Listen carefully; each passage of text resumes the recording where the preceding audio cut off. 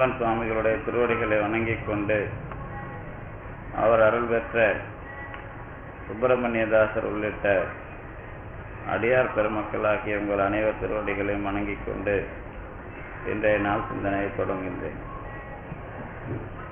தொடர்ந்து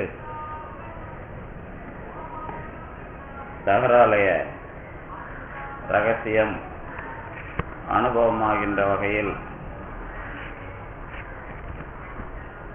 சிந்தித்து வருகின்றோம். அந்த வகையில் 2ஆம் காண்டத்தின் 25வது பாடலை சிந்தித்து வருகின்றோம். அதிலே போக பூமிகளால் துறக்கங்களின் போகம் வேக நேர அழிந்து எழு தன்மையை சிவனும் ஏகநாயகனோடு வதிந்திடு நயன் இரவாது ஆகலால் அதற்கு உரிய மெஞ்ஞானமே அதிகம் என்ற பாடல் நமக்கு அனுபவமாகி வருகின்றது.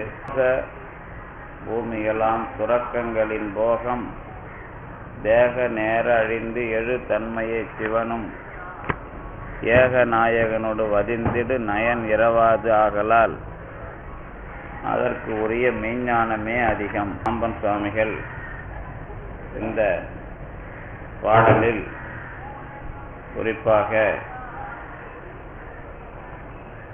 வாழ்க்கையினுடைய முடிவை பாவம் புண்ணியம் என்பதாக இரண்டிலே போடுகின்ற கணக்கை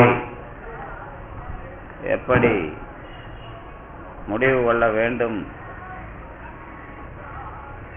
என்று சிந்திக்கின்றார். சிறப்பு வகையில் எப்படி நாம் பிறப்பை முடிவுக்கு கொண்டு வருவது பற்றி சிந்திப்பது அல்லது ஒரு தெளிவான முடிவுக்கு வருவது என்பதை பற்றி இதிலே விவரிக்கின்றார். வாழ்க்கையை சைவ சித்தாந்தம் அதன் போக்கில் வினை என்ற ஒரு பெயரால் நல்வினை தீவினை என்ற இரண்டை வகை செய்து, நீ நல்ல காரியங்களை செய்தால் உனக்கு பிறப்பு நல்ல விதமாக அமையும், கெட்ட காரியங்களை செய்தால் ஒரு சிக்கலான வாழ்க்கையாக துன்பமுடைய வாழ்க்கையாக இருக்கும் என்ற வினை கொள்கையை பொதுவாக சைவ சித்தாந்தம் சொல்லுகிறது என்பதாக விளக்கி நமக்கு செய்கிறார்கள். திருநீலகண்ட பதிகத்தை திருஞான சம்பந்தர் செய்யும் பொழுது அவ்வினைக்கு இவ்வினையாம் என்று சொல்லும் அகுது அறியீர் என்பதாக சொல்லி, உய்வினை வந்து நாடாது இருப்பதும் உந்தமக்கு ஊனம் அன்றே என்பதாக சொல்லுகிறார். வாழ்க்கை இன்றைக்கு பிரதோஷம் கூட இருக்கிறது. இன்றைய நாளில் திருநீலகண்டம் என்பதாக அனுபவிக்கிற அனுபவம் உண்டு. என்றாலும் இந்த வினை கொள்கையை நீங்கள் எல்லாம் கொஞ்சம் கூடுதலாக இன்றைக்கு புரிந்து கொள்வதற்கு தயாராக வேண்டும். இந்த வினை கொள்கைதான் இந்தியாவினுடைய தத்துவ கொள்கையை சரியாக புரிந்து கொள்ளாமல் போக செய்த ஒரு விஷயம்.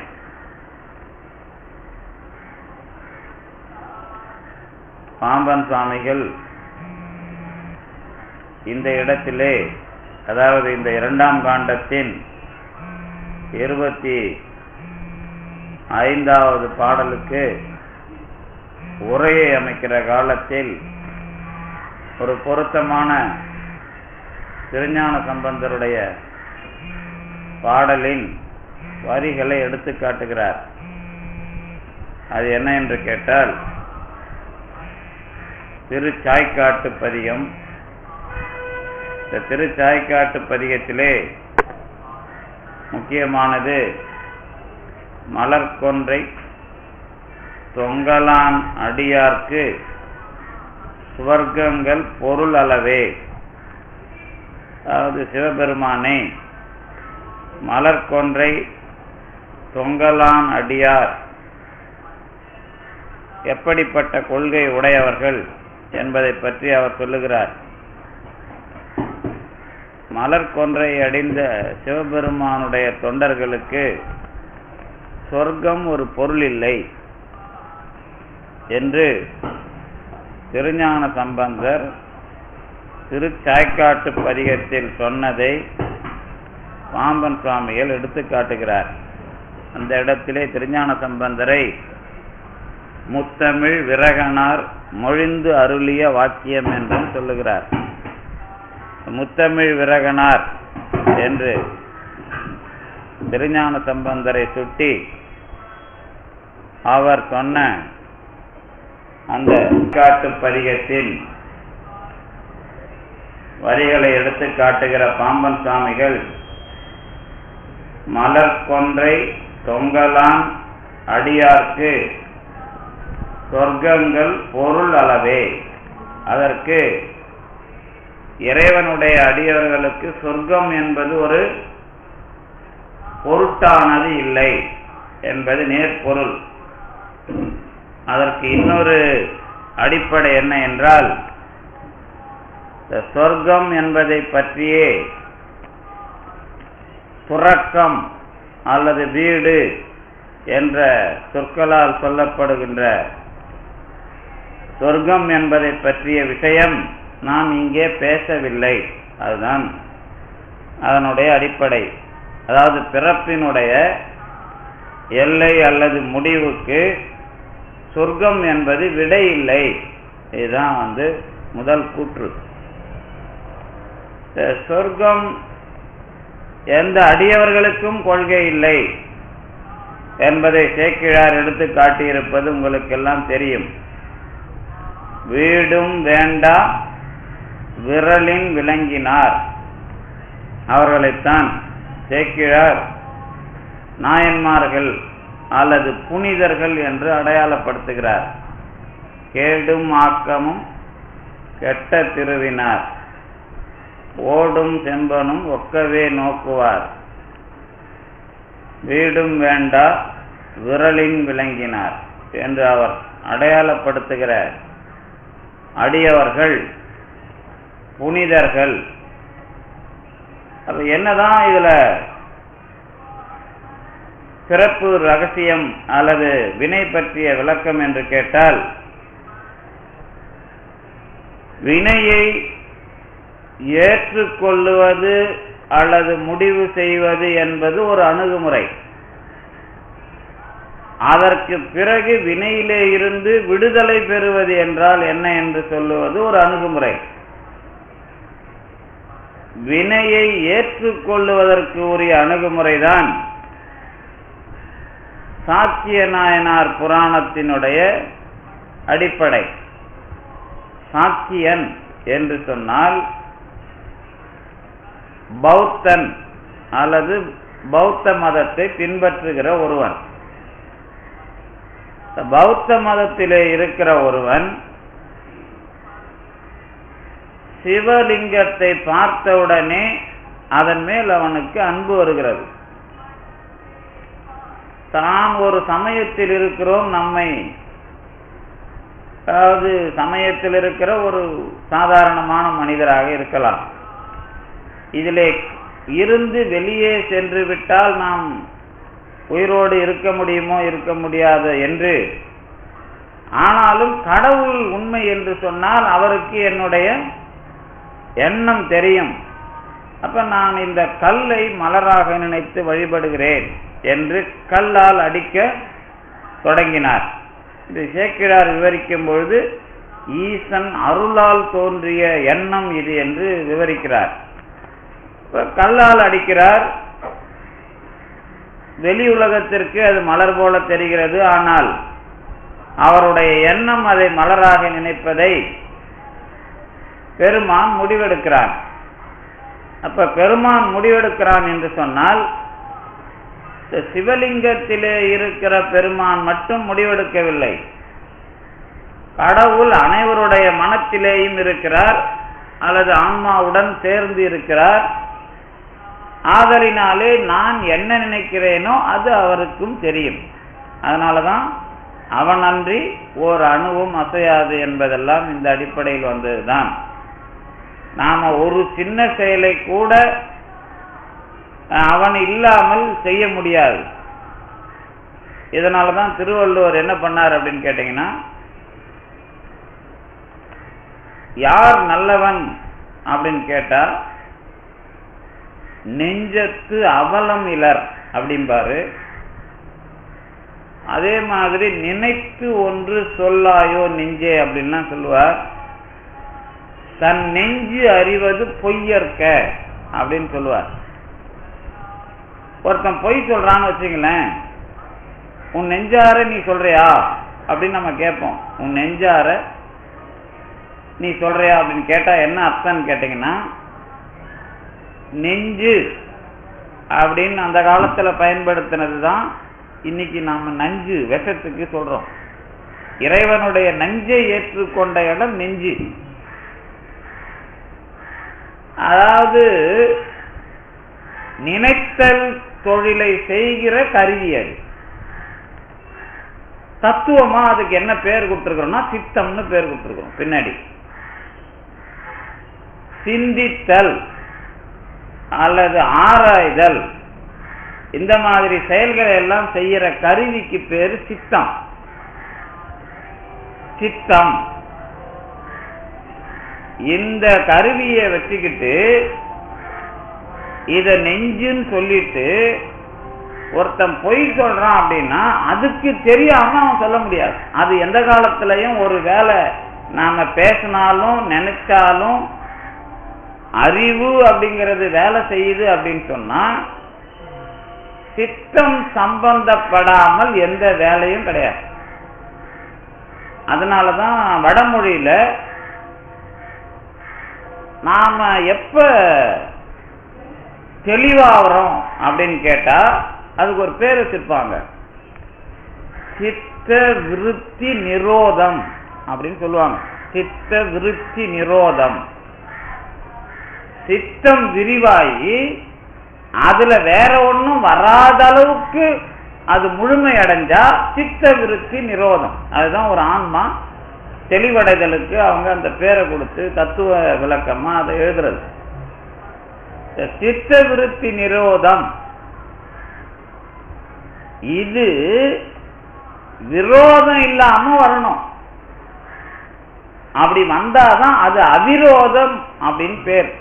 அத சாந்தலிங்கர் அவிரோத உந்தியார்னு பேரூர் சாந்தலிங்க ராமசாமி சுவாமிகள் நூல் பாடியிருக்கிறார். அது அவிரோதம். விரோதம் இல்லாதது அவிரோதம்.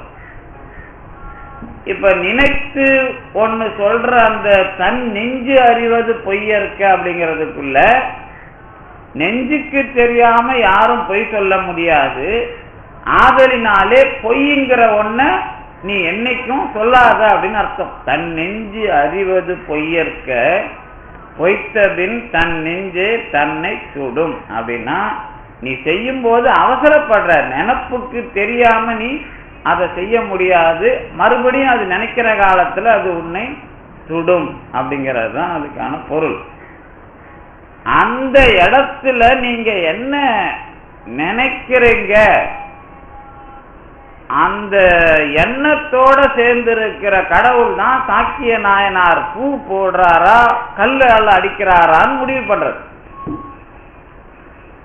அந்த இடத்த வச்சுக்கிட்டு தான் சேக்கிழார் என்ன பண்றாருன்னா, ஒரு வினை அல்லது செயல் இருக்கிறது என்று சொன்னால் அதுக்கு செய்யறவன் ஒருத்தன் உண்டு. எந்த செயலும் செய்பவன் அல்லது செய்வான் அப்படின்னு ஒருத்தன் உண்டு. செய்யற செயல் ஒண்ணு உண்டு, செய்வான் செய்வினை. இந்த செய்யற செயலுக்கு ஒரு பலன் உண்டு, அதுக்கு பேரு சேர்பயன். செய்வான் செய்வினை சேர்பயன், இந்த மூணும் எல்லாரும் பேசியிருக்கிறாங்க. வினை அப்படின்னா செய்யறவன் ஒருத்தன், செய்யறதற்கான பலன் ஒண்ணு, செய்யற செயல். இந்த மூணும் தான் வினை. இதுல ஒன்றும் இந்தியாவில் ஒன்றும் யாரும் முரண்படல, பௌத்தமும் முரண்படல, சமணமும் முரண்படலை. இந்த வினையில என்ன பிரச்சனை அப்படின்னு கேட்டீங்கன்னா, நான் ஒரு பாவம் பண்ணேன்னா அது என்ன மறுபடியும் அதுக்கான பலனை கொடுக்கும். நான் ஒரு நல்ல செயல் செய்தேன்னா அது எனக்கு ஒரு நல்ல பலனை கொடுக்கும். இதுல ஒன்றும் யாரும் குறை இல்லை. எப்படிப்பா அது வரும் அப்படின்னு கேட்கறப்பதான் கொஞ்சம் சிக்கல் வரும். இப்ப நான் நல்லது வேணும்னு தான் நினைக்கிறேன், நல்லது நடக்கல. கெட்டது போகணும்னு நினைக்கிறேன், அது போக மாட்டேன். வேணும்னு நினைக்கிறது வரமாட்டேன், போகணும்னு நினைக்கிறது போக மாட்டேன். இது எல்லாரும் இது ஔவையார் ரொம்ப தெளிவா இதை பத்தி பேசிக்கிறாங்க. நல்வழியில அவங்க சொன்னது இன்னும் கூடுதலா நிறைய சொல்லிக்கிறாங்க. இன்னைக்கு உங்களுக்கு அதை அதாவது எல்லாரும் எது வரைக்கும் போயிருக்கிறாங்க, நீங்க எது வரைக்கும் போகணும் அப்படிங்கிறது நம்ம சொல்ல போறது இன்னைக்கு. அப்ப வினை கொள்கையை ஆராய்ச்சி பண்ண பௌத்தம், சமணம் இவங்கெல்லாம் என்ன பண்ணாங்க அப்படின்னா, இவங்களுக்கெல்லாம் கடவுள் கிடையாது. புத்தரோ சமணம் மகாவீரரோ இவங்கெல்லாம் கடவுளை ஏற்றுக்கொண்டவர்கள் கிடையாது. அதுவா உங்களை சேர்ந்துரும். எப்படி நெருப்பு கொளுத்தி விட்டா தானா எரியுதோ அந்த மாதிரி அது சேர்ந்துரும். அதுல ஒன்றும் நீங்க யாரும் அதுக்கு ஆள் தேவையில்லை அப்படின்னு அவங்க சொன்னாங்க. கொஞ்சம் கூடுதலா சமணம் என்ன பண்ணுச்சு அப்படின்னா, 100 பசுமாடு இருந்தாலும்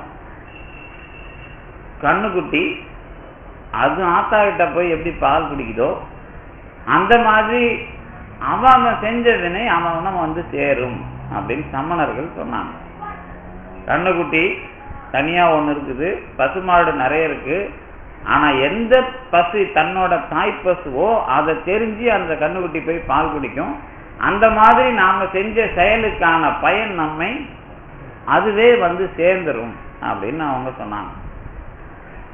அப்பதான் நம்ம என்ன சொன்னோம் அப்படின்னா, பசுமாட்டுக்கும் அறிவு இருக்குது, மாட்டு கண்ணுக்குட்டிக்கும் அறிவு இருக்குது, வினைக்கு எங்கடாப்பா அறிவு இருக்குதுன்னு கேட்டோம். வினை நீ காட்டுற உதாரணம் பொருத்தமா இல்லையே.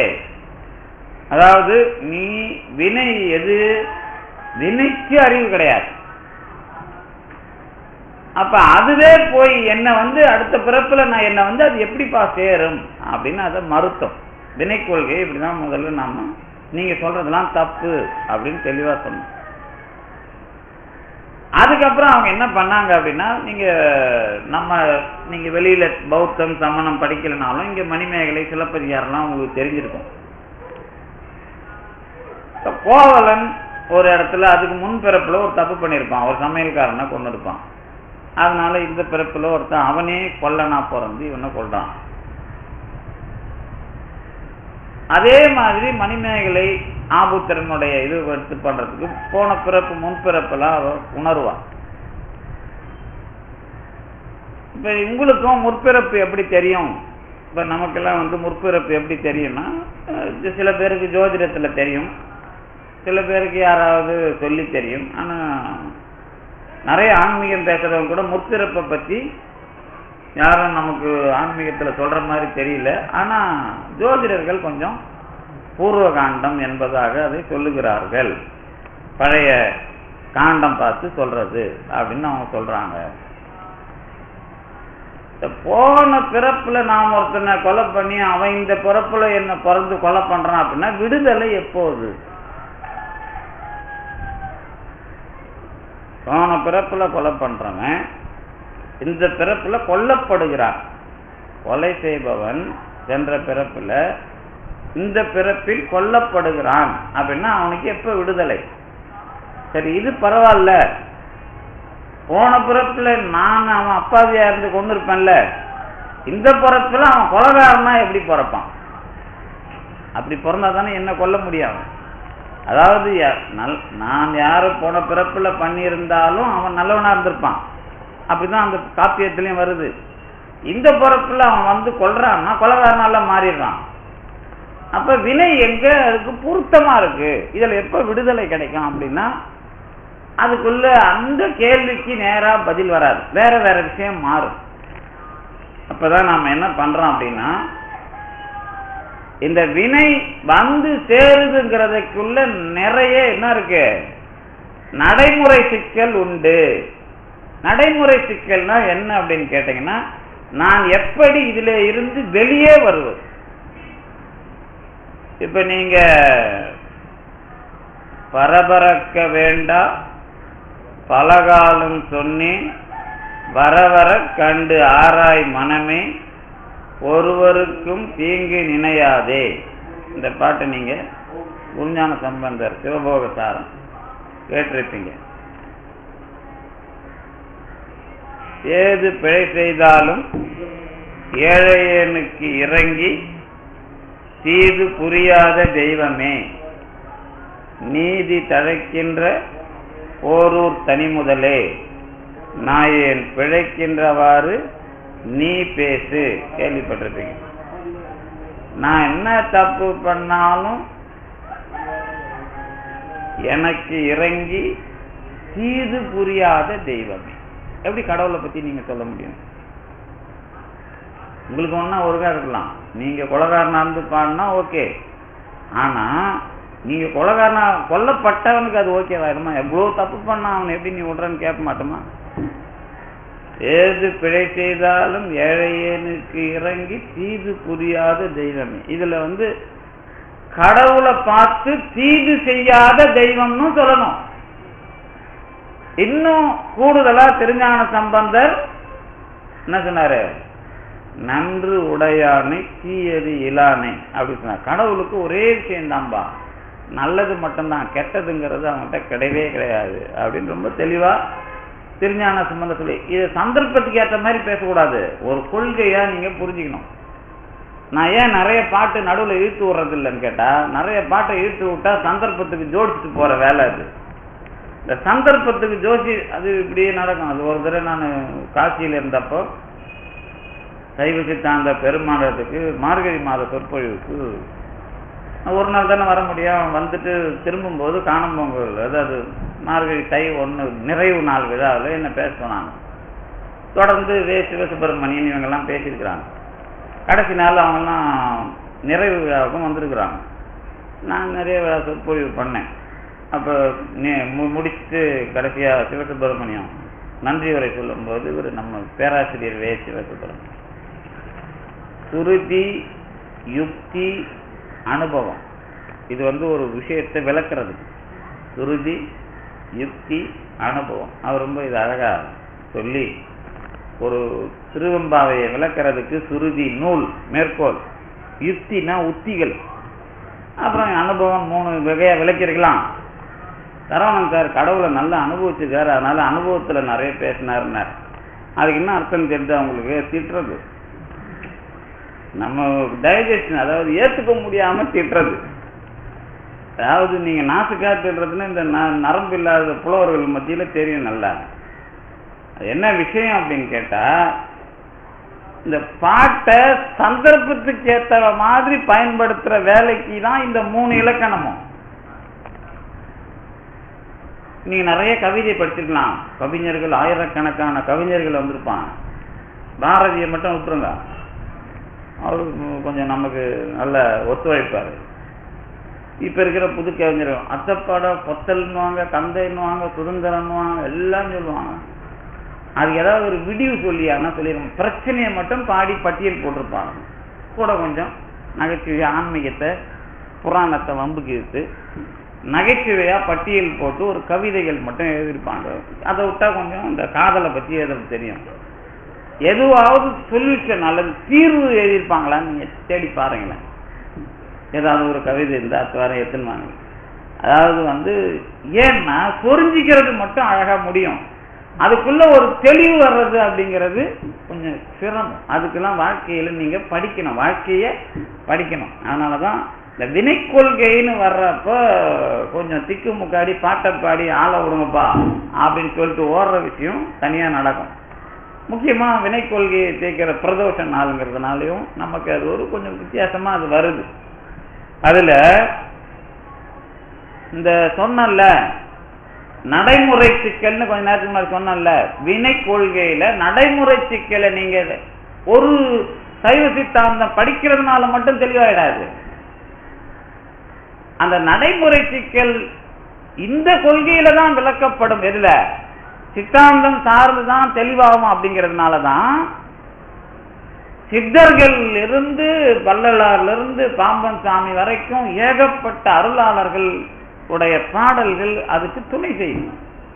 உங்களுக்கு ஒருவேளை உங்களுக்கு வினை கொள்கையில ஒரு சின்ன இடம் தெளிவில்லாம இருக்கலாம், அதுக்கு நீங்க திருஞான சம்பந்தர் பாட்டுல எங்க தேடி பார்த்தாலும் கிடைக்காம இருக்கலாம். ஆனா ஏதாவது ஒரு அருளாளர் பாட்டுல அதுக்கு விடை கண்டிப்பா இருக்கணுங்கிறதுக்காக அவரை விட்டா இன்னொரு அருள்ல அது கண்டிப்பா உங்களுக்கு தெரியும். அப்படி இல்லைன்னா திருஞான சம்பந்தரை இழுத்து பிடிச்சி பேசி வச்சுட்டு இருக்கணும், அவ்வளவுதான் விஷயம். திருஞான சம்பந்தரே இந்த கேள்வியை திருத்துருத்தியில கேட்கிறார். திருத்துருத்தி துறக்குமா சொல்லப்படாய் துருத்தியாய். இப்ப இந்த விஷயத்துல எனக்கு இது தேவையா அப்படிங்கிற மாதிரி கேட்கிறார்.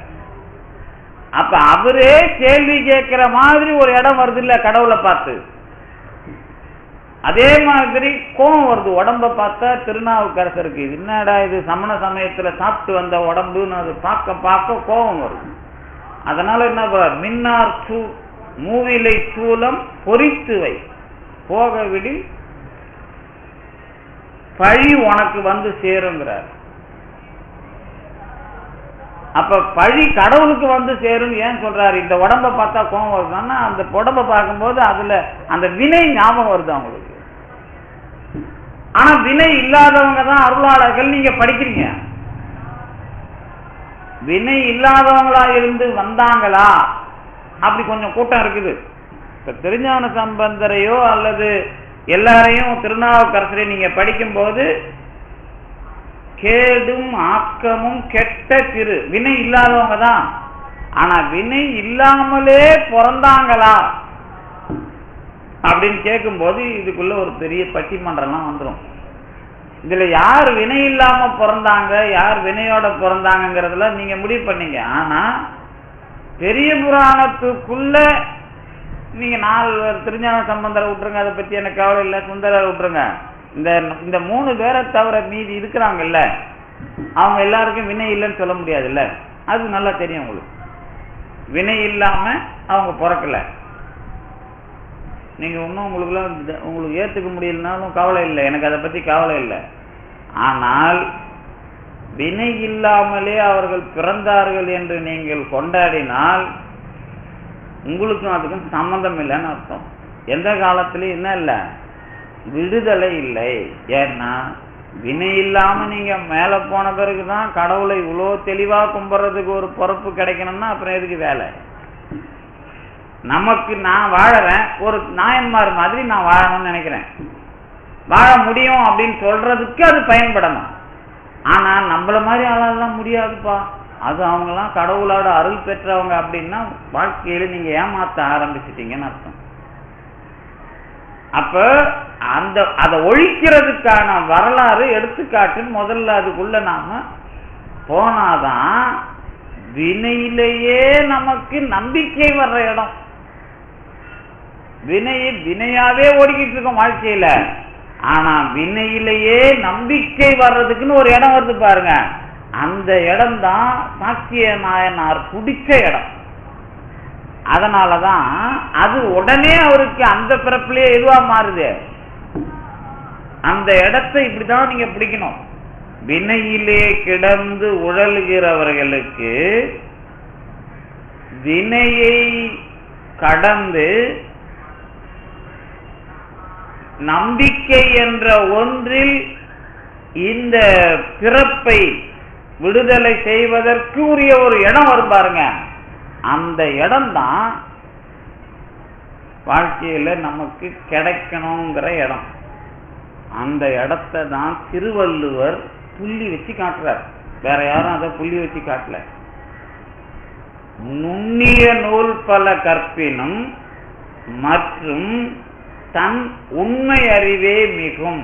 அது என்ன அர்த்தம் அப்படின்னா, நீ எவ்வளவு படிச்சிருந்தாலும் உன் அறிவு வேலை செய்யாது. எப்ப பிரச்சனை வந்தா அந்த இடத்துல உன்னை காப்பாத்துறது கடவுள் தான். ஆனா காப்பாத்துனது கடவுள்னு என்னைக்கு உனக்கு ஞானமாவதோ அன்னையிலிருந்து தான் உனக்கு அதுல விடுதலை.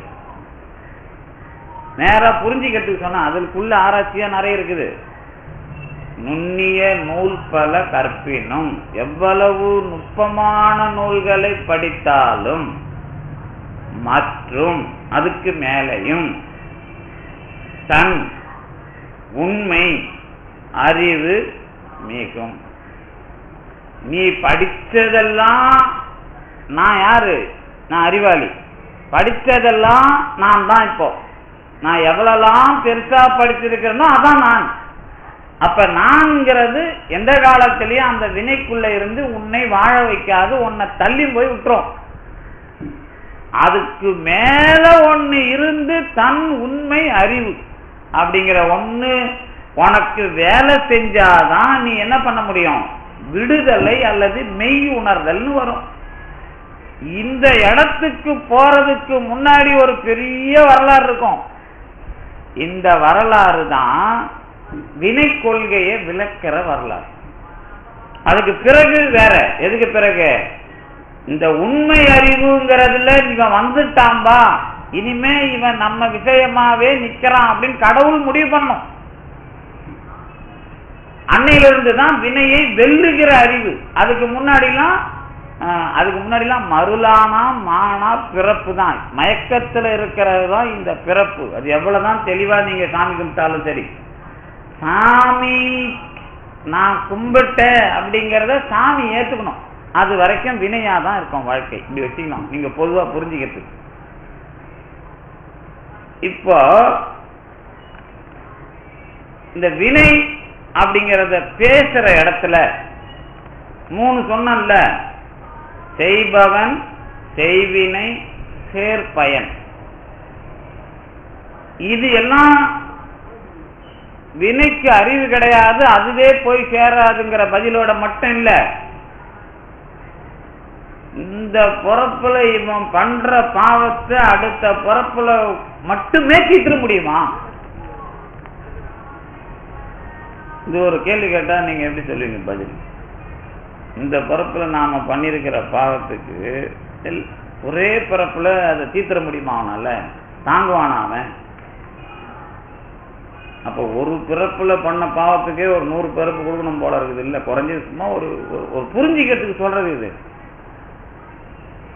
இந்த மாதிரிதான் நாம பிறப்ப வளர்த்து வச்சிருக்கிறோம். இப்ப நாம இப்ப உட்கார்ந்து இருக்கிறோம். இந்த பிறப்புக்கு அடுத்த பிறப்புலயே முத்தி இருக்குமா, இன்னும் 1 லட்சம் பிறப்பு இருக்குமா? யாருக்கு தெரியும்? பழைய பேலன்ஸ் படி இப்ப இந்த பிறப்புல கொஞ்சம் சேர்த்தமா அதை குறைச்சமா யாருக்கு தெரியும்? தெரியாது. இதெல்லாம் இதுக்கு பேர் தான் நடைமுறை சிக்கல்னு பேர்.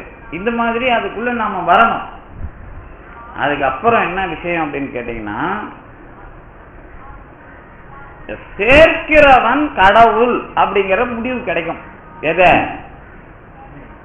இந்த பிறப்பிலேயே போன பிறப்பினுடைய பிரச்சனைய முன்ன எதை கொடுக்கலாம், பின்னாடி எதை கொடுக்கலாம், இவன் உயிர் போகாம அதை ஏத்துக்கணும் அல்லது அதுக்குள்ள தாங்கணும். அதை தாங்கணும். இப்ப நீங்க பாருங்களேன், நிறைய பேருக்கு இப்ப நீங்க அவங்க பிரச்சனையை ஆராய்ச்சி பண்ணி பார்த்தீங்கன்னா ரெண்டு மாதிரி, நிறைய மாதிரி ஆராய்ச்சி பண்ணலாம் ஒவ்வொருத்தங்களையும். ஒரு ரெண்டு மாதிரி ஆராய்ச்சி பண்ணுங்க. ரெண்டு மாதிரினா என்னன்னா, எல்லாரும் சின்ன வயசுல இருந்தே ஒரு மாதிரி வாழ்க்கையை நினைச்சுக்கிட்டு இருப்பாங்க. ஒரு மாதிரினா இப்படிலாம் வாழணும். ஒரு உதாரணத்துக்கு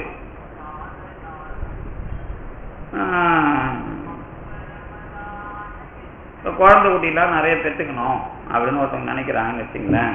அது ஆம்பளை ஆகட்டும் பொம்பளை ஆகட்டும். குழந்தை குட்டிலாம் பெற்றுக்கணும்னு சில பேர் நினைக்க மாட்டான். சில பேர் சொல்லுவாங்க, எனக்கு குழந்தை குட்டி இல்லாமல் இருந்தால் போதும்பா, கல்யாணம் ஆகி.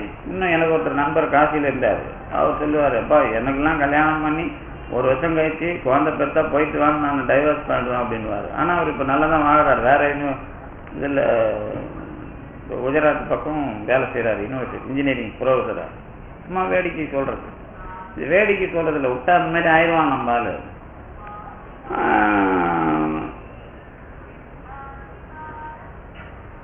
நினைக்கிறாங்கல்ல, அதை இந்த வேடிக்கைக்கு பேசுற மாதிரி இல்லை, உள்ள ஒண்ணு வச்சுக்கிட்டு வேடிக்கை பேசுற மாதிரி இருக்காது. சில பேர் இதுதான் அவங்க எதிர்காலம் அப்படிங்கிற மாதிரி நினைப்பாங்க. சில பேருக்கு சின்ன விஷயம் கூட தப்பா தெரியும், சில பேருக்கு சின்ன விஷயமும் தெரியாது, பெரிய விஷயமும் தப்பா தெரியாது, எல்லாத்தையும் வாங்கி வாயில போட்டுக்கிறாங்கல்ல. எல்லாருக்கும் ஒரு ஒரு விதமான எண்ணம் பதிவாவே அவங்க முதல்ல இருந்தே இயங்கிக்கிட்டு இருப்பாங்க. அதனாலதான் குழந்தை நாம சோறு கொடுத்தாலும் சாப்பிடாது, அது இஷ்டத்துக்கு சாப்பிடும். அது இஷ்டத்துக்கு நீங்க எப்படிதான் கட்டுப்பாடா வளர்த்தாலும் அது இஷ்டத்துக்கு மாறி போகுதுன்னா நீங்க படிக்கிறீங்கல்ல. எப்படி பார்த்தாலும் இப்போ பழமொழியே நீங்க வச்சுக்கிறீங்க. வாத்தியார் புள்ள மக்கு போலீஸுக்கு போய் திருடன்லாம் பழமொழி ஏன் வச்சீங்க? இவங்களால அவங்கள மாதிரியே வளர்க்க முடியாது அப்படின்னு தானே வச்சிருக்கிறீங்க. அதே மாதிரி நிறைய வெறும் ஜோதிடம் மட்டும் சொல்லி பொழப்பு நடத்துறவங்க குடும்பம் பெரும்பாலும் இதெல்லாம் விளங்காம, அதாவது நான் சொல்றது நிறைய அனுபவத்தில் இருக்குது. இந்த மாதிரி நிறைய இருக்கும். அதே மாதிரி அலர்ஜி டாக்டர் எந்நேரமும் தும்பிக்கிட்டே இருப்பாரு. இந்த மாதிரி நிறைய விஷயம் உலகத்துல முரண்பாடை சேர்த்து வச்சுக்கிட்டே இருப்பாங்க. இதெல்லாம் பார்த்துட்டீங்கன்னா நான் சொல்ற உதாரணம் மாதிரியே எல்லாருக்கும் ஒன்று ஒன்று இருக்கும். நான் பழகினதை வச்சு சில பேரை சொல்றேன். நம்ம வாழ்க்கையில இப்படிலாம் கல்யாணம் பண்ணிக்கிட்டு இப்படிலாம் இருக்கணும் அப்படின்னு சொல்லிட்டு இவங்க முடிவு பண்றாங்கல்ல, அவங்கள கடவுள் என்ன பண்ணுவாங்கன்னா, ஒரு உதாரணத்துக்கு தான் இதே மாதிரி இருப்பாங்க. கல்யாணத்துல பிரச்சனை, இப்போ புருஷன் பிரச்சனையா இருக்கும், இல்ல பொண்டாட்டி பிரச்சனையா இருக்கும். இப்ப பாத்தீங்கல்ல, ஏதோ ஒரு இன்னைக்கு நேற்று திருவள்ளுவர் சிலை ஒருத்தர் ஜெயிலே செஞ்சு கடலூர் ஜெயிலில் திறந்திருப்பான். 2 குழந்தைலாம் பிறந்துச்சு. ஆனா நல்ல சிற்பி அவர். கோயிலுக்கெல்லாம் இங்க இல்லை, உலகம் முழுக்க நிறைய கோயிலுக்கெல்லாம் போய் கோபுர வேலை சிற்ப வேலையெல்லாம் செஞ்சவர். அவர் பொண்டாட்டிக்கு அவருக்கும் வாக்குவாதம் நடந்து 2 குழந்தைங்க இருக்கு, 2-3 குழந்தைங்கன்னு நினைக்கிறேன். அது தற்கொலை பண்ணிட்டு அந்த அம்மா. இவர் தான் அதுக்கு காரணம்னு ஆயுள் தண்டனை இருக்கிறார். இப்போ அவருக்கு ஜெயிலில் வேற ஏதாவது ஒன்று ஜெயிலர் என்ன பண்ணாரு, சரி நீ உன்னுடைய தொழிலே எதுனா நல்லா பண்ணனா திருவள்ளுவர் சிலையை செஞ்சு இப்போ திறந்துட்டாங்க ஜெயிலுக்குள்ளேயே. இப்போ திருவள்ளுவர் சிலைக்கு புண்ணியம் இருக்குதா, அவனுக்கு புண்ணியம் இருக்குதா? இப்போ இதெல்லாம் நீ எப்படி முடிவு எடுப்பீங்க? ஒன்றும் இதெல்லாம் ஒன்றும் முடிவு எடுக்கிற மாதிரி ஒன்றும் விவரம் இல்லைல்ல. பரவாயில்ல, ரைட். அது இந்த மனநிலை ரீதியா ஒன்று ஆசை இருக்கும். இந்த ஆசையில பிரச்சனை வரும். இதுதான் விஷயம். சரிங்க, எனக்கு ரொம்ப அவமானமா இருக்குது, நான் ஒருத்தனோட தான் வாழ நினைச்சேன் அல்லது ஒருத்தியோட தான் நினைச்சேன், இப்படிலாம் பிரச்சனை வந்துச்சு, நான் தற்கொலை பண்ணிக்க போறேன். இந்த மாதிரி ஒரு பிரச்சனை வந்தா மன ரீதியா அவர் ரொம்ப பாதிப்பு தாங்க மாட்டார், தற்கொலை பண்ணிக்கிற அளவுக்கு போயிடுவார். அவருக்கு நடுவில் யாரையோ ஒருத்தவங்க மாட்டி வச்சு கல்யாணம் பண்ணி வச்சு மறுபடியும் வாழ வச்சு அப்ப பிரச்சனை கொடுத்து நீ தற்கொலை பண்ணிக்க முடியாத அளவுக்கு ஒரு இடத்துல மாட்டி விட்டு அதுக்கு அந்த உன் ஆசையில அப்புறம் நகர்த்த விடுறது. புரியுதா உங்களுக்கு எப்படிலாம் டெக்னிக் நடக்குதுன்னு? ஒரு உதாரணம் இது மாதிரி நான் நிறைய பேர் பார்த்ததுனால சொல்றேன். ஒரு விஷயம்தான் இடியாப்பு சிக்கல் மாதிரி. நீங்க சினிமாவில் கூட அதெல்லாம் எடுக்கவே முடியாது. அவன் ஏதோ ஒரு விஷயத்தை மட்டும் எடுத்து தான் உங்களுக்கு சொல்ல முடியுது. சீரியோ மாதிரி எல்லாத்தையும் அதை உடன் நிகழ்வா காட்ட முடியாது. ஆனா கடவுள் மட்டும் உன் எண்ணம் இப்படியாமா, ஆனா நீ கேட்டதை உன்னை வந்து இது மோதும், ஆனா உன்னால பண்ணிக்க முடியாது, இப்படி பண்ணுவான். அப்ப எதுக்கு இதெல்லாம் பண்றான்? இது உங்களுக்கும் உறவுக்குமான வினை சிக்கல். இந்த மாதிரி யாருக்கெல்லாம் என்ன ஞாபகம் வருதோ அதெல்லாம் நினைச்சீங்க. இதுக்கப்புறம் இன்னொரு சிக்கல் இருக்குது. இன்னொரு சிக்கல் என்னன்னா, அந்தந்த ஆள் இருக்காங்கல்ல, அந்தந்த ஆள், ஒரு யாரா இருந்தாலும் ஆணா இருந்தாலும் பெண்ணா இருந்தாலும், அவங்க ஆளுமைன்னு ஒண்ணு இருக்கும். அந்த ஆளுமையில ஒரு வீணா போன ஒரு ஆளுமையும் ஒட்டின்னு இருக்கும். ஒரு ஆளுமை முழுசா இருக்கும். இப்ப நீங்க சொல்றீங்கல்ல, நல்லா தாங்க சொற்பொழிவு பேசுறாரு, நடுவில் சங்கியும் கோபம் வருது. ஒரு சிலர் நல்லா தாங்க பேசுறாரு, நடுவில் ஏதாவது ஒரு மாதிரி சொல்லிடுறாருங்க அசிங்கமா, அது ஒரு சிலர். இது ஏன் திருத்த முடியாது? அதனால எவ்வளவுதான் உண்மையா இருக்கணும்னா என்ன அர்த்தம்? நம்ம எவ்வளவுதான் பெரிய ஆளுன்னு நினைச்சீங்கனாலும் நடுவில் ஒரு சொட்டு வச்சிருப்பான் கடவுள். இது ஆளுமையில இருக்கிற விஷயம். நடுவுல ஒரு சொட்டு, அதை நீக்கி அவங்கள பார்க்க முடியாது. இது எது? இது ரெண்டு நாம தான். நீங்க திருத்தி தானே திருந்தணும். நாம திருந்தறதுக்கு ஒரு வாய்ப்பு இல்லையா அப்படின்லாம் கேட்டீங்கன்னா என்ன பண்ணுவீங்க? இப்ப ரெண்டு விஷயமா சொன்னேன். வினைய நான் வேற வேற மாதிரி சொல்லல. ஒரே ஆளை பிறந்ததுல இருந்து ஒரு எண்ணத்துல விட்டு, ஒரே ஆளுடைய செயலை நல்ல பெருசா விட்டு, நடுவுல ஒரு சிண்டு முடிச்சு, இந்த மாதிரி ஒரு இவனால முடியாது, அதை எப்படியும் மாற்ற முடியாது, இதாயா பொறப்பு அப்படிங்கிற மாதிரி ஒண்ணு ஆக்கிடுதா இல்லையா? இதுதான் நம்ம பொறப்பு. எல்லாருக்குமே இதுதான். இது எப்படி இருக்குதுன்னு தெரியாது, கிட்ட வந்தா தான் தெரியும் எனக்கு. அந்த இதுதான் வினையை நீங்க வடிவமா பாக்குறது. இது வந்து மற்ற தத்துவத்தெல்லாம் தூக்கி குப்பையில போடுங்க, அதை பத்தி நமக்கு பிரச்சனை இல்லை. வாழ்க்கைன்னு வந்துட்டா நம்மளுக்கு விடுதலை கொடுக்குறவங்க நம்ம தமிழ்ல திருஞான சம்பந்தர்ல இருந்து பாம்பன் சாமி வரைக்கும் உங்களுக்கும் தெரியுது. அதனால ஒன்றும் நம்ம முண்டி முடங்கலாம் நிரூபிக்கணும்னு அவசியம் கிடையாது. அப்ப என்ன விஷயம்னா, நம்ம வாழ்க்கை இப்படிதான் நீங்க பார்க்க கத்துக்கணும். முதல்ல ஓடிக்கிட்டே இருந்தா அந்த விவரம் வராது. பார்க்கறதுக்கு எதுல வாய்ப்பு வந்தது? இப்படிலாம் பார்க்கறதுக்கு எதுல வாய்ப்பு வந்தது? பாம்பன் சாமி கோயில போய் நடந்ததுனால வந்ததா? அது மட்டும் இல்ல, அதுக்கான ஒரு வாய்ப்பை கடவுளே ஏற்படுத்துறான். ஏதாவது ஒரு பிரச்சனைகள் மூலமா தான் இந்த வாய்ப்பை கடவுள் கொடுக்கிறான். அது இல்லாம இல்ல. இப்ப நீங்க வாங்க, எதுக்கு? நல்வினைனா சொர்க்கம், தீவினைனா பாவனைங்கள. இப்ப வந்து பாருங்க, இப்ப நீங்க நல்வினை மூலமாவே விடுதலை அடைய முடியாதுங்கிறதுக்கு வந்தீங்களா இல்லையா?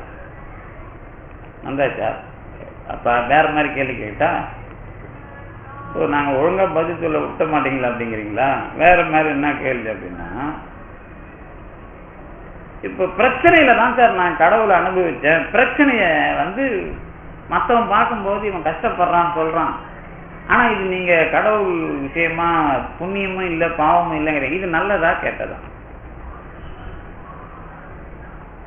பிரச்சனையை தான் சார் கடவுள் இந்த மாதிரிலாம் புரிஞ்சிக்கணும்னு சொன்னீங்க. ஆனா இப்ப பிரச்சனை நல்வினையா தீவினையா? இது கொஞ்சம் குழப்பமா தான் சார் இருக்கு அப்படிங்கிறீங்களா? இதுதான் கடவுள் வச்சிருக்கிற டெக்னாலஜி. கடவுளோட அந்த ஒரு பெரிய விஷயம் என்ன அப்படின்னா, எந்த மாதிரி பண்புக்குள்ள இவன் எதை புரிஞ்சிக்கணுமோ அதுக்கான சூழ்நிலையை தெளிவா ஏற்படுத்தி அதை இவன் உணர்ற வரைக்கும் படாத பாடுபடுறான். இதுதான் இந்த இடம் தான் மெய்ஞானம். இப்ப நீங்க பாட்டை பார்த்தீங்கன்னா தெரியும். ஏக நாயகனோடு வதிந்திடு நயன் இரவாது ஆகலால் அதற்கு உரிய மெய்ஞானமே அதிகம்.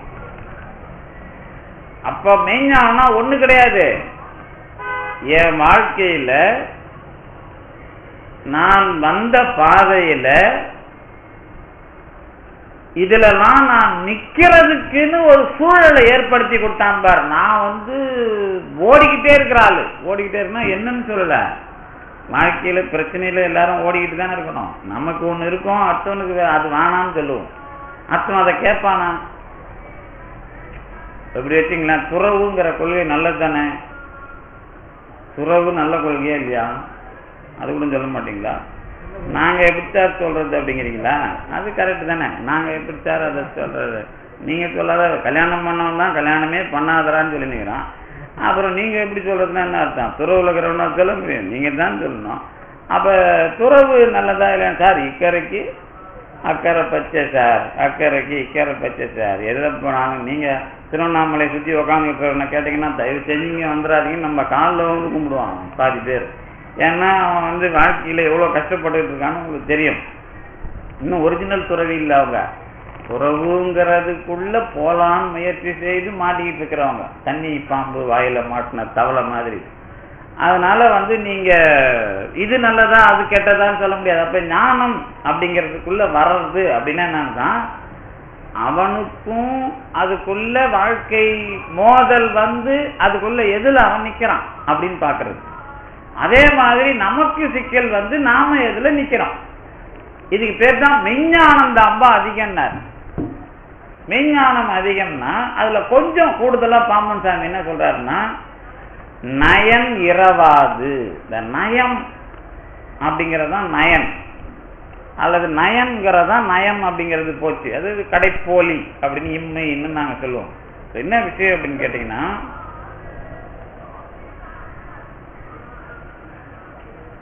வினை கொள்கையில நீங்க எல்லாம் தெளிவா இருக்கணும். நான் இப்ப சொல்ல போறது வினையில வராது, வாழ்க்கையில மட்டும்தான் வரும். வினை கொள்கையில நல்லது கெட்டது புண்ணியம் பாவம் இப்படிதான் போடுவோம். இருவினை ஒப்புன்னு போடுவோம். இன்னும் என்னென்னலாம் தெரியுதோ அதெல்லாம் நாங்க போடுவோம். இருவினை ஒப்பு போட்டு மலபரி பாகம் போட்டு சத்தினி பாதம் போட்டு அப்புறம் வந்து இதெல்லாம் நாங்க போட்டு கொடுத்து அப்புறம் எல்லாம் பண்ணுவோம் பட்டியல். இதெல்லாம் வந்து ஒரு பெரிய விஷயம் கிடையாது. அது வந்து அத்த தத்துவவாதி பேசும்போது அவனுக்கு ஒரு பதில் சொல்றதுக்கு எழுதுறது. அதெல்லாம் இன்னொருத்தன் வருவான், உங்க கொள்கையில இது இருக்குதா, என் கொள்கையில இது இருக்குதா உங்களுக்கு சொல்றதுக்குண்ணா. இப்போ கொஞ்சம் நிறைய தத்துவ வியாபாரம் தெளிவா யார் பண்ணிட்டு இருக்காங்கன்னா, இந்த வேதாத்திரி மகரிஷி அந்த குரூப் வந்து நல்லா வியாபாரம் பண்ணிட்டு இருக்கு. என்ன பண்ணிட்டு இருக்குது அப்படின்னா, எப்படியாவது இப்போ மற்றவங்கலாம் வேற, மற்றவங்க அவங்க பேசிட்டு இருக்காங்க. இவங்க என்ன பண்ணாங்கன்னா கொஞ்சம் வள்ளலார கையில பிடிச்சிக்கிட்டு, ராமலிங்க அடிகளார் இப்படி சொன்னாரு, நாங்களும் அதுதான் சொல்றோம் அப்படின்னு அந்த தெளிவா அந்த வியாபாரத்தை பண்றோம். நம்ம என்ன கேட்கணும் அப்படின்னா, வள்ளலார் இப்படி சொன்னாருன்னு நீ அதுக்குள்ள வந்து சங்கம் ஆரம்பிச்சு சொல்லணும். ஆனா வள்ளலார் எங்களுக்குள்ள இருந்து சொன்னாருன்னு சங்கம் ஆரம்பிக்கிறது தான் வியாபாரம் நாங்க சொல்றோம். புரியுதா உங்களுக்கு? நீங்க பாம்பன் சாமி எனக்குள்ள வந்து சொன்னாரு சொன்னீங்கன்னா தப்பு இல்லை. அது எனக்குள்ள வந்து சொன்னாருன்னா நான் என் பேரை வச்சுக்கிட்டு எனக்கு பாம்பன் சாமி சொன்னாருன்னு படம் போட்டுட்டு நான் காட்டினேன்னா அது அயோக்கியத்தனம் தானே. அது உங்களுக்கு தெரியும். இப்ப நாம வச்சுக்கிட்டு பாம்பன் சாமி என்ன சொல்லியிருக்கிறார் அப்படிங்கிறத அடுத்த தலைமுறைக்கு புரிய வைக்கிறது. ஆனா அதுல நான் ஒரு அமைப்பை தொடங்கி தனியா பண்ணேன்னா அப்ப இந்த வள்ளலார் பேரை வச்சுக்கிட்டு போறது. அப்பதான் நம்ம அவங்கள பார்த்து என்ன கேள்வி கேட்போம் அப்படின்னா, உனக்கு என்ன கொள்கை இருக்குது, என்ன கொள்கை இருக்குது, நீ உலகத்துல இருக்கிற எல்லா பொருளையும் ஏத்துக்கிறியா, கடவுளை ஏத்துக்கிறியா, ஆணவத்தை ஏத்துக்கிறியா, கர்மாவை ஏத்துக்கிறியா, உயிரை ஏத்துக்கிறியா? ஏத்துக்கிறேங்க. சரி, ஏத்துக்கினாலும் கடைசியில இருக்கிறது கடவுள் மட்டும்தான் உண்மைன்னு இருக்கிற சங்கரர் மாதிரில நீ பேசிட்டு இருக்கிற, நீ சைவ சித்தாந்தம் வள்ளலார் மாதிரி சொல்ல வரலையே நீ அப்படின்னு கேட்டா அப்புறம் இதை கேட்கறதுக்கு யாரு தைரியம் இருக்கணும்? கொள்கை இருக்கிறவனுக்கு தான் தைரியம் இருக்கு. அப்ப முதல்ல என்ன வேணும்? வினையை ஒழிக்கிறதுக்கு கொள்கை தெளிவு. அதுக்கு பேர் தான் சிவயனம். சிவயனம்னு சொன்னா 5 பொருளை சொல்லணும். கடவுள், அருள், ஆன்மா, மலம், மறைப்பு. இதெல்லாம் உலகத்துல இப்படி இப்படி இருக்குது அப்படின்னு நீங்க தெளிவா ஏத்துக்கிட்டு சொன்னாதான் சிவயனம். அப்படி இல்லாம ஊர்ல இருக்கிற எல்லாரும் நீங்க ஓம் அப்படின்னு சொல்லிட்டா உலகத்துக்கே அது மந்திரம் அப்படின்னா ஓகே, நீங்க சொல்லிருக்க வேணான்னு சொல்லல. ஓம் எங்க இருந்து போச்சு அப்படின்னு ஒரு பெரிய வாதம் வருது. ஓம்ங்கிறது அடிப்படையில தமிழோட எழுத்து. அது ஏ ஓ இதெல்லாம் வடமொழிக்கு தமிழ்ல இருந்து போன எழுத்து அப்படிங்கிறது வரலாற்றுல சோமசுந்தர நாயர்லாம் வெளிநாட்டிருக்காங்க. குறில் இல்லாம நெடில் பிறக்காது. குறில் தமிழ் இருக்குது, அவங்க நெடில மட்டும் பயன்படுத்த ஆரம்பிச்சுட்டாங்க அப்படிங்கறத தெளிவா எழுதுறார் சோமசுந்தர நாயகர் அப்படிங்கிறவர் வரலாறுக்குள்ள. அதெல்லாம் விடுங்க, நான் எந்த வேலை செய்யறேன் அப்படிங்கிறதுக்குள்ள ஒரு தெளிவு, அதுக்குள்ள இதை சரிப்படுத்தணும்னு நினைக்கிறேன், சரிப்படுத்த முடியல, அதுக்கு பேர் வினை. சரிப்படுத்த முடியலங்கிற அந்த கரை எதனால வந்தது, அதை நீக்கிறது யார் அப்படிங்கிறது தான் நம்மளை சுத்தி இருக்கிற வாய்ப்பு. நம்மளை சுத்தி ஒரு வாய்ப்புனா சூழல். இந்த சூழல் தெளிவா கடவுளே ஏற்படுத்தினது. எந்த சூழல்? முதல்ல நமக்கு கடவுள் கடைசியாக நமக்கு வினையை ஒழிப்பதற்கு தெளிவாக ஏற்படுத்தி தந்த சூழல் எது? ஆனா கேள்வி பதில் நான் ஏற்கனவே ஆன்சர் கொடுத்தாதானே சார் நாங்க சொல்றதுக்கு அப்படிங்கிறீங்களா? எது? இப்போ நீங்க வினையை தொலைக்கிறதுக்கு ஏதாவது ஒரு இடம், இப்போ நீங்க வாழற வாழ்க்கையில ஏதாவது தெரியுதா? வினை எங்கேயாவது ஓய்ச்சிங்களா? இல்லையா? ஒன்றும் எங்கேயும் தெளிவாகலையா? இன்னும் வினையை ஒழிக்கிறதுக்கு இருக்கிற இடம் குடும்பம். அதான் குடும்பம் நடத்துறீங்களா இல்லையான்னு கேட்டா கோவம் வரும்ல உங்களுக்கு. அங்கதான் சார் முதல்ல வினையை ஒழிக்கணும். ஆண் பெண் அப்படிங்கிற விஷயமா கடவுள் படைப்புக்குள்ள ஆப்பிள் சாப்பிட்றது, அப்புறம் ஆப்பிள் சாப்பிட்டா காதல் வருமா, மாட்டுக்கறி சாப்பிட்டா காதல் வருமான்னு கேட்டா மாட்டுக்கறி சாப்பிட்டாதான் அதிகமா காதல் வரும், ஆப்பிள் சாப்பிட்டா அதிகமா காதல் வராது. இருந்தாலும் அவங்க ஒரு பழத்தை நாம உதாரணத்துக்கு காட்டுறாங்கல்ல, அதனால நீங்க என்ன பண்றீங்க, அதிகமா குறைக்கணுன்றதுக்கு என்ன பண்றீங்க, அப்புறம் பூண்டு வெங்காயம்லாம் வேணாண்டா அப்படிங்கிறீங்கல்ல, பருப்பு சாதம் சாப்பிடலாங்கிறீங்கல்ல, அது அப்புறம் என்ன அர்த்தம்? இப்ப இதுக்கு பொருள்களை குறைக்கிறோம் முதல்ல, அதுக்கப்புறம் இல்லப்பா பூண்டு வெங்காயம் குறைச்சாக உடம்புல எதிர்ப்பு சக்தி இல்லாம போயிடும். உங்களுக்கு தெரியும், சின்ன வெங்காயம் தினம் சாப்பிட்டீங்கன்னா முட்டி வலி குறைஞ்சிரும், ரத்தம் சுத்தமாகும். இதெல்லாம் உங்களுக்கு தெரியும்னு நினைக்கிறேன். சின்ன வெங்காயம் தினம் சாப்பிட்டா ரத்தம் சுத்தமாகும், அப்புறம் முட்டி வலி குறையும், தாது விருத்தி அதிகமாகும், அப்படிலாம் உங்களுக்கு தெரியும். அப்புறம் பூண்டு சாப்பிட்டா உங்களுக்கு எதிர்ப்பு சக்தி இருக்கும், இதெல்லாம் தெரியும். அது இது ரெண்டையும் விட்டுட்டு எப்படி வாழறது? கூன் போட்டுட்டா வாழறது முடியாது இல்ல. அப்ப என்ன அர்த்தம்னா, பொருளை மட்டும் குறைக்காதீங்கடாப்பா, உங்க எண்ணத்தை கொஞ்சம் கட்டுப்படுத்துங்கடான்னு அப்புறம் அர்த்தத்துக்கு வரல. அப்ப இதுக்கு என்னடானா, நீ கட்டுப்படுத்த மாட்டடா முண்டம், ஒரு குழந்தை குட்டி வந்தா தாண்டா நீ ஒழுங்கா இருப்பேன்னு பெருமா ஒரு 2-3 பிள்ளைய கொடுத்தாதான் இவன் அடக்கமா வாசிப்பான் அப்படின்னு அவன் தெரிஞ்சு, அதுக்கப்புறம் இது நாமள ஏற்படுத்துறது இல்லை, நம்மளை பக்குவப்படுத்துறதுக்கு இந்த இன்ஸ்டிடியூஷனுக்குள்ள கடவுள் அப்படிங்கிற விஷயம் பணியாற்றுகிறது.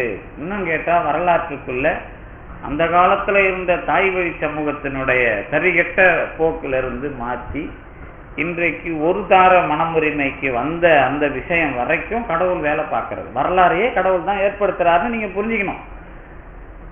எங்க நின்னா சரியாவோ அங்க நிறுத்திடுவான், அதுக்கப்புறம் வேற ட்ராக் அதுல மாத்த மாட்டான்.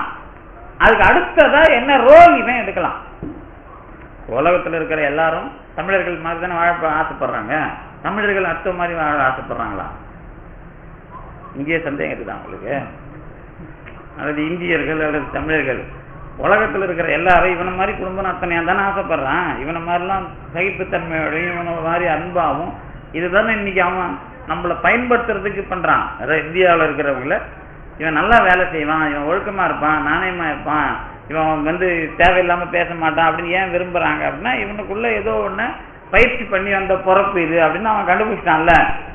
அப்ப நம்மளை பார்த்து தான் உலகத்துல இப்படிலாம் நம்ம, அதாவது அதுக்கு அடுத்தது சகிப்புத்தன்மை அதுக்கு அடுத்தது எந்த மாதிரி பாசம் காட்டுறது எப்படி எப்படிலாம் அதுக்குள்ள நீங்க இருக்கிறதுன்னு கற்றுக் கொடுக்குறான். இது வரைக்கும் நீங்க பெரிய ஆள் தானே? ஆமா நாங்க பெரிய ஆள் தான். சரி, புள்ள வளர்க்குறான், 20 வயசு ஆயிடுச்சு, எம்பிபிஎஸ் படிச்சுட்டான், டாக்டராக கூட ஆயிட்டான். அவனை ஊரை விட்டு வேற ஊருக்கு கூட வேலைக்கு போகக்கூடாது அப்படின்னு ஒரு அம்மா சொன்னா, ஆசையா பாசமா என்ன அது? பாசம் தானே. சரி, இந்த பாசம் அவன் வாழ்க்கையை அழிச்சுட்டா அதுக்கு பேர் என்ன? பாசம் தானே. அதுவும் அது பாசம் கயிறு சார். இந்த பாசம் அன்பு சார். அதே பாசத்துக்கு நாம இன்னொரு அர்த்தம் வச்சிருக்கிறோம் சார். கயிறு பாசமே கயிறா மாறிடுச்சு சார். தமிழ் எப்படி ஒரு வார்த்தையை பயன்படுத்துறோம்ல, பாசக்கயிறு. பாசமே பாசம் அப்படின்னாலும் கயிறு தான், தாம்புனாலும் கயிறு தான், கயிறுனாலும் அந்த மாதிரி. அப்ப இது அப்ப ஏதோ ஒரு சிக்கல் இடிக்குது இல்ல, அன்பு அப்படிங்கிற பேர்லயே தெளிவா இல்லைல்ல. அப்ப என்ன பதில் சொல்லுவீங்க? இல்ல சார், சரி இப்படி வச்சுங்களேன், ரொம்ப பாசமாக இருந்து அந்த மாதிரி வளர்த்து கிளத்து பண்ணி அதுக்கு ஒண்ணுன்னா இவங்களுக்கு பிரச்சனை, இதுக்கு ஒண்ணுன்னா அவங்களுக்கு பிரச்சனை. அப்ப இந்த மாதிரி கடவுள் மாட்டி விட்டானே, இதுல நீங்க என்னன்னு புரிஞ்சுக்கிறது? இல்ல முதல்ல இருந்தே தெளிவா இருக்க முடியுமா? நான் அப்படி கிடையாது சார், எங்க பிள்ளை மேல அதிகமா பாசமா தான் சார். ஏன் முதல்ல இருந்தே நீ தான் ஆன்மீக சொற்பொழிவுக்கெல்லாம் போறியா, பிள்ளைக்கு அதன் தலையெழுத்துப்படி கடவுள் பார்த்துப்பான்னு உனக்கு தெளிவு வரக்கூடாதா அப்படின்னு கேட்டா நீங்க ஏன் சொல்ல மாட்டேங்க? இல்ல சார், எங்க பிள்ளைய நான் ஒழுங்கா வளர்க்கலன்னா அத்தவன் காரியம் நீ நாயா பெற்றா வளர்க்குற, இவ்வளோ சொற்பொழிவு கேட்குற, நீ வளர்த்தாலும் அது வளராது, அது விதி தான் வேலை செய்யும், கடவுள் தான் இருக்கிறாருன்னு தெரியுது. அப்ப உனக்கு நம்பிக்கை இல்லையா? சொற்பொழிவு நம்பிக்கையும் இல்லை, வாழ்க்கையிலையும் நம்பிக்கை இல்லை, உள்ள மேலேயும் நம்பிக்கை இல்லை, கடவுள் மேலேயும் நம்பிக்கை இல்லைன்னு கேட்டா கோவம் வருமா வராது? எல்லாம் குழப்பமா தான் சார் இருக்குது. சொற்பொழிவு பண்ணலாமா வேணாமான்னு தெரியல சார், இது என்ன செய்யுது சார்? இதெல்லாம் நீங்க அங்க ஏதோ கேட்கறதோட ஆளை விடுங்க சார், இதுக்குள்ளெல்லாம் கொண்டாந்து குழப்பம் பண்ணாதீங்க சார் அப்படிங்கிறீங்களா? ஆமாங்க, அதெல்லாம் ஒண்ணும் இல்லை. இதுக்கெல்லாம் இதுல என்ன ஞானம், இது ஏன் இந்த மாதிரி சூழல் எனக்கு வருது அப்படிங்கிறது தான் அதுக்குள்ள கத்துக்கிறது.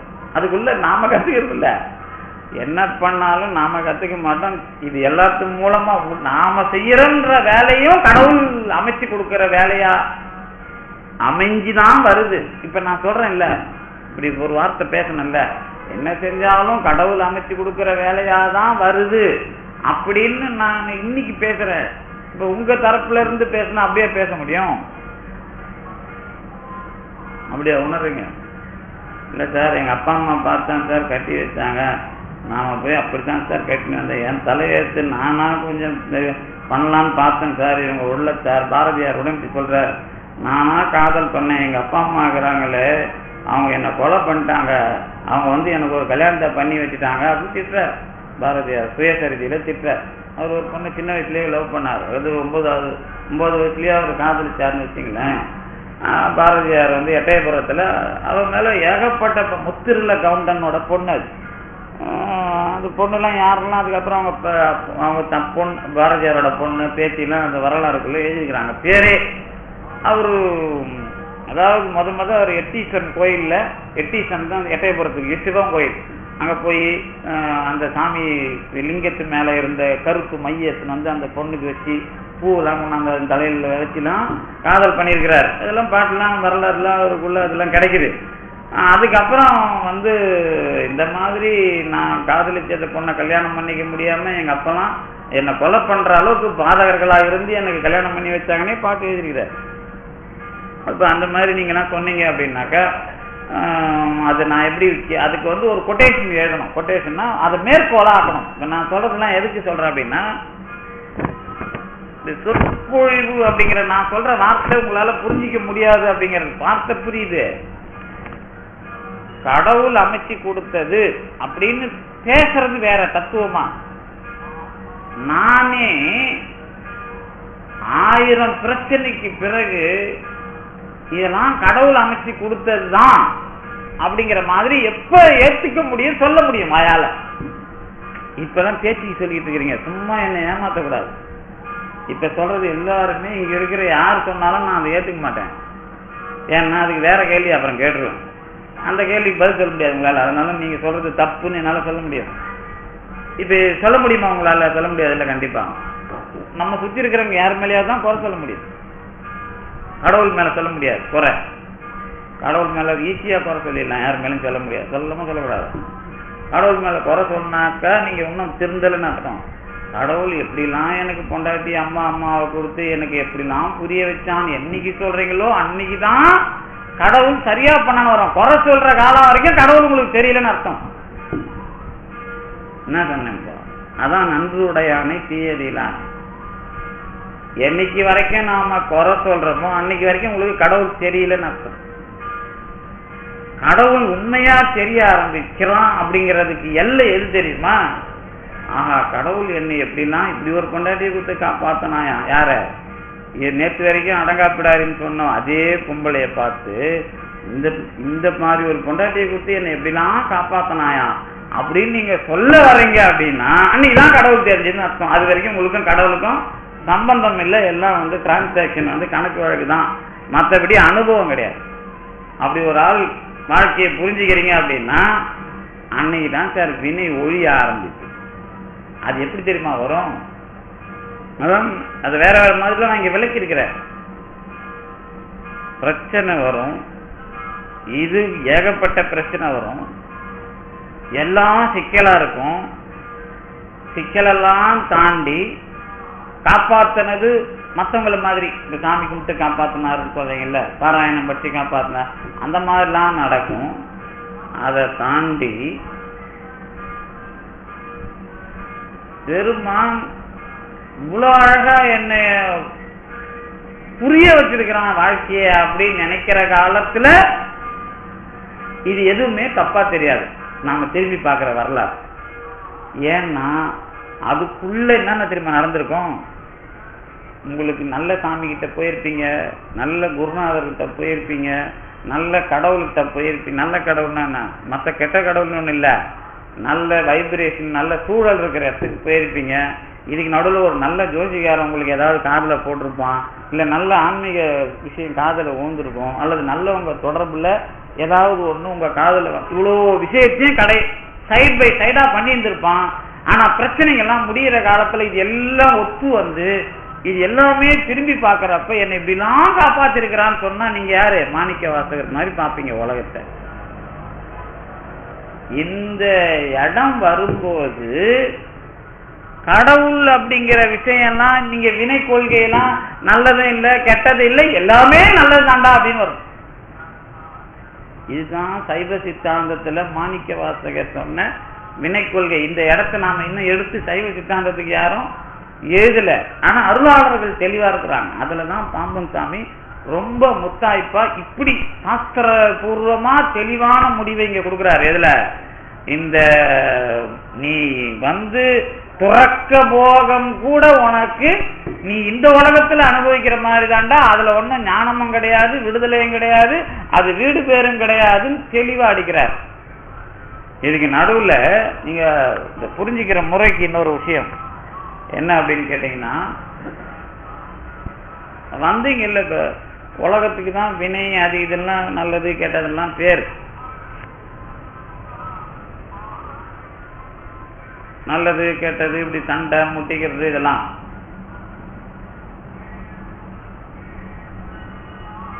நல்லது அப்படின்னு முடிவுக்கு வந்த பிறகு நான் இத்தனை விஷயம் என்ன இவரு வந்து ஏமாத்தினார்பா அப்படின்னு ஒரு ஆளை பத்தி சொல்றேன், பாம்பன் சாமி காப்பாத்தினார்பா அப்படின்னு சொல்றேன். இதெல்லாம் உண்மைதான். ஆனா இதையும் கடந்து பாம்பன் சாமி காப்பாத்துறதுக்கு முன்னாடி கடவுள் என்ன அந்த ஆள்கிட்ட வச்சு காப்பாத்தினா, வேற எவங்கிட்ட இருந்தா நான் என்ன இருக்கணும் அப்படிங்கிற மாதிரி நினைக்க வரும்ல. அப்ப வரலாறு நன்று உடையானேன்னு தெரியும். இதே மாதிரி ஒரு சின்ன சூட்சுமத்துக்குள்ள நீங்க வரணும். இது வந்து கொஞ்சம் இதெல்லாம் தெளிவானவங்க மட்டும் நீங்க கேட்டுங்க, மீதி யாரெல்லாம் காதாட்டின்னு போயினே இருக்கலாம். இது என்ன அப்படின்னு கேட்டீங்கன்னா, இந்த இடம் பொது விதி கிடையாது, இது மேல வரவங்களுக்கு மட்டும் தெரியும், இது வேற யாருக்கும் இது தெரியாது. என்ன அப்படின்னா, ஏகப்பட்ட தப்புல கொண்டு போய் சொருவான். யார? நல்லவனை. யாரு? கடவுள்கிட்ட இந்த வினை கொள்கையெல்லாம் தாண்டி வந்துகிட்டு இருக்கானோ அவனு. அந்த இடத்துலதான் அவ்விய நெஞ்சத்தான் ஆக்கமும் செவ்வியான் கேடும் நினைக்கப்படுங்கிறதுக்கு பதில் சொல்ற இடம். வினை கொள்கைப்படி நல்லது பண்ணவன் ஜாலியால இருக்கணும். சரி, ஒரு ஆள் இருக்கிறான், சினிமா படம் எடுக்கிறதுக்கு ஊட்டிக்கு போயிட்டான். அங்க அவனுக்கு நல்ல சாப்பாடு போறதுக்கு ஒரு நல்ல சமையல்காரனை கூட்டி போயிடுவான். சமையல்காரன் அவனுக்கு நல்ல சாப்பாடு, அதாவது வந்து அவன் எதிர ஃப்ரெஷ்ஷா என்ன விருப்பமோ அதை சுத்தமான முறையில செஞ்சு விடுவான். அப்படிப்பட்ட ஆளோட புள்ள ஃபாஸ்ட் ஃபுட்ல சாப்பிட்டே செத்து போச்சு. தெரியாது உங்களுக்கு யாருன்னு? பிரபுதேவா புள்ள. இப்படிதான் போச்சு அது. ஏன் அவன் வந்து பிள்ளைக்கு ஏற்பா இவனை விட இவன் உயிரை விட புள்ள உயிர் தானே முக்கியம். என்ன சார் நீங்களாம் உங்க பிள்ளை தானே சார் பொச்சி பொச்சி வளர்க்குறீங்க. நீங்க கஷ்டப்பட்டாலும் புதுசா எங்கேயாவது போய் ஒரு ஸ்வீட்டு பஞ்சில வச்சுட்டாங்கன்னா யாருக்கும் தெரியாம பையோட தூக்கி பாக்கெட்ல எடுத்து வச்சுன்னு வந்து வீட்டுல கொடுக்கலையா? அப்படிதான் தான் நல்ல அப்பா. நீங்க அதை கேவலமா நினைச்சீங்கன்னா நீங்க நல்ல அப்பா தான். என்ன நல்ல அப்பா அப்படின்னா இப்படித்தான் பண்ணுவாங்க. அதுல ஒன்றும் சந்தேகமே கிடையாது. இது நம்ம பசங்க அடுத்தவங்க, அதாவது இவன் சாப்பிடும் போதே நல்ல சாப்பாட்டுல உட்காந்தாலும் அடுத்தவங்க இருந்தா நல்லா இருக்குமேங்கிற எண்ணம் எத்தனை பேருக்கு வந்தது நீங்க ஏதாவது எழுதி பாருங்க. அவங்கெல்லாம் கொஞ்சம் உயர்ந்தவங்க. நான் உங்களை யாரும் தப்பு சொல்லலை, எல்லாரும் அப்படி இருக்கலாம். ஆனா அப்படி இருந்தா நீங்க நல்லவங்க, அவ்வளவுதான் எனக்கு தெரியும். நீங்களும் நல்லவங்க தான், அது இருந்தா கொஞ்சம் ரொம்ப நல்லவங்க, அவ்வளவுதான் விஷயம். ஒரு உதாரணம் அவ்வளவுதான். அதாவது நீங்க சாப்பாட்டை கையில எடுக்கும் போதே இன்னைக்கு நல்ல இப்ப நல்லா அவர் இருந்தார் இன்னைக்கு இல்லையே அப்படின்னு நினைக்கணும். இல்லை யாராவது நம்ம இன்னைக்கு வர வச்சு சாப்பிட்டோம், இது வந்து சடங்குக்கு இல்லை. இந்த மாதிரி எண்ணம் இயற்கையா இருந்தாலே நீங்க போன ஜென்மத்துல கோடிக்கணக்கான பேருக்கு அன்னதானம் பண்ணிருக்கலாம். அந்த ஒரு சின்ன எண்ணம், சின்ன எண்ணம் இல்லை இது, இது ரொம்ப பெரிய விஷயமா இருக்கிற சின்ன எண்ணம். புரியுதா உங்களுக்கு? அப்படிலாம் அதுக்கு வெயிட் உண்டுதான் நினைக்கொள்கை மாறுற இடம். அந்த மாதிரி இவன் மாதிரி நிறைய பேர் பணக்காரன் ஆயிட்டான். உடம்பு குளிப்பாடுறது கூட ஆள் போடுற அளவுக்கு வேலைக்காரங்க இருப்பாங்க. இப்ப புண்ணியம் பண்ணிருக்கானா இல்லையா? காரு கழுவுறதுக்கு ஆளு மொத்தமா இருக்கும். என்ன ஒண்ணு, அதாவது பெரிய கார்ல வேணா போகணும், கார்ல தான் போயாகணும், வேற ஒன்றும் கிடையாது. இல்ல சரி எல்லாம் நடக்குது. இவங்க புண்ணியம் பண்ணவங்க தானே உங்க பார்வையில? புண்ணியம் பண்ணவங்களா பாவம் பண்ணாங்களா? ரொம்ப தெளிவா உங்களுக்கு சொல்லி கொடுத்துருக்காங்கல்ல. நான் சொல்றேன் அவங்கெல்லாம் பாவிகள்னு சொல்றேன். எப்படி ஏத்துக்கிறீங்க? நீங்க எப்படி வேணாலும் சொல்லுவீங்க சார், உங்களை நம்ப முடியாதுன்றீங்களா? ஊறப்பட்ட அடிமைகளை வச்சு வேலை வாங்குறாங்களே இவங்க பெரும் பாதியால போவாங்க. அப்போவா? அதாவது பேலன்ஸ பெருமான் எப்படி கழிப்பான்னு உங்களுக்கு புரியாது. பெரிய அனுபவத்துல இருக்கிறவ ஏகப்பட்ட பாவம் பண்ற மாதிரி ஒரு சிச்சுவேஷனை எப்படி ஆக்குறான். நீங்க உலகத்தில் நினைக்கிற புண்ணியத்தை அனுபவிக்கிற அத்தனை பேருக்கும் இது பொருந்தும். அவங்க தானே அடிமைகளை வச்சு வேலை வாங்கி அடிமைன்னு ஆக்குறவங்க. அவங்க தானே இன்னமும் அடிமை வேணும்னு தத்துவத்தை மாற்றி மாற்றி எழுதுறவங்க. அப்ப அவங்கள வந்து பாவி ஆக்குறதே கடவுளுடைய வேலையா இருக்கா இல்லையா? அதான பிரதோஷம். இந்த பிரதோஷத்துல கடவுள் எடுத்திருக்கிற டெக்னாலஜில இது ரொம்ப முக்கியமா. இந்த புண்ணியம் பண்ணங்கிற பேர்ல என்ன எண்ணத்துல பண்ணானோ அவன் கூட அடிமைகளை வச்சு அவன் புண்ணியத்தை பல்ஸ் பார்த்துருவான் கடவுள். அந்த மாதிரி நாம நல்லவங்களா வர வர கடவுள்கிட்ட போக போக உலகத்துல அறம் சொல்லப்படுற விஷயத்தை ரொம்ப தெளிவா என்ன பண்ணுவான், நூலிழை கூட தப்பு பண்ண முடியாம கவனமா இருக்கும். இதுக்கு பேர் தான் நுண்ணிய நூல் பல கற்றல். இந்த நூலிழையில கூட வந்துடக்கூடாதுங்கிறதான் மயிர் நீப்பின் உயிர் வாழ கவரிமான் அன்னார் அப்படின்னார் திருவள்ளுவர். சரிதானே? அதாவது கவரிமானோட முடி இல்லைன்னாலும் அது செத்து போயிடும், ஊந்தாலும் செத்து போயிடும். இழிந்த மயிரணையர் அப்படின்னாரு. அதை இன்னும் அழகா, அதாவது கேவலமா அந்த முடி அதை விட்டு போகுதுன்னா அது ரொம்ப கேவலமாகி போகுதுங்கிற மாதிரி. என்ன விஷயம் அப்படின்னா, என்னுடைய கொள்கை, இப்ப நான் வச்சிருக்கிறேன்ல கொள்கை, அர்த்தம் என்னடா இருந்தாலும் ஒன்னு இல்லாதெல்லாம் டெஸ்ட் பண்ணி பேசி கிடக்கிறான் கேவலம் அப்படிங்கிற அளவுக்கு இருக்கும். அதான் முடி, சரிதானே? ஆனா நமக்கு அது என்னது, அது உயிர். அப்போ எவ்வளவு தளவு நீங்க தாண்டி வந்துக்கிறீங்க அவங்கள விட்டு. அந்த மாதிரி ஒரு ஆளை நசுக்கிறதுக்குன்னு தெளிவா வச்சிருப்பான் அந்த கடவுளுங்கிற பேர்ல ஒரு ஆளு கத்திய. அதாவது இந்த வேலையில தான், இந்த இடம் தான் நீங்க வினையை கடைசி கட்டத்துல சந்திக்கிறவனுக்கு இருக்கிற வேலை. இதுதான் சுந்தரர் பட்டது, இதுதான் திருஞான சம்பந்தர் பேசுறதுலாம் இதுதான். இதுதான் அறம், இதுதான் அறம்னு நிறைய நீதி நூல்ல இருந்து திருக்குறள்ல இருந்து எல்லாம் சொல்லி கொடுத்திருப்பாங்க. அதுதான் உண்மை. அந்த அறத்துல இருந்துதான் இப்ப நீங்க வந்திருக்கிறீங்க. ஆனா இப்ப கடவுள்ங்கிற விஷயத்துல இழந்து போகாத வாழ்வு, பக்கத்துல முருகப்பெருமான் பக்கத்துல போய் உட்காரணும், அந்த இடத்துக்கிட்ட இருக்கிறீங்க. அப்பதான் என்ன பண்ணுவான் அப்படின்னா, இந்த ஒட்டுமொத்தமா இவனை குற்றவாளி ஆக்கிற மாதிரி அத்தனை பிரச்சனையும் டேரிங்கா கொண்டாந்து சாத்துவான். இதான் மாணிக்க வாசகர் பேசுறது. மாணிக்க வாசகர் என்ன பேசுவார்னா, ஊர்ல இருக்கிறவங்களாம் என்ன அசிங்கமா பேசுற மாதிரி, அசிங்கமா பாக்குற மாதிரி, கூனி குறுகி போற மாதிரி ஆக்குறான். ஊரவர் அலர்த்தூற்ற அந்த வரி, அந்த ஒரே ஒரு வரி இருக்கும் அது.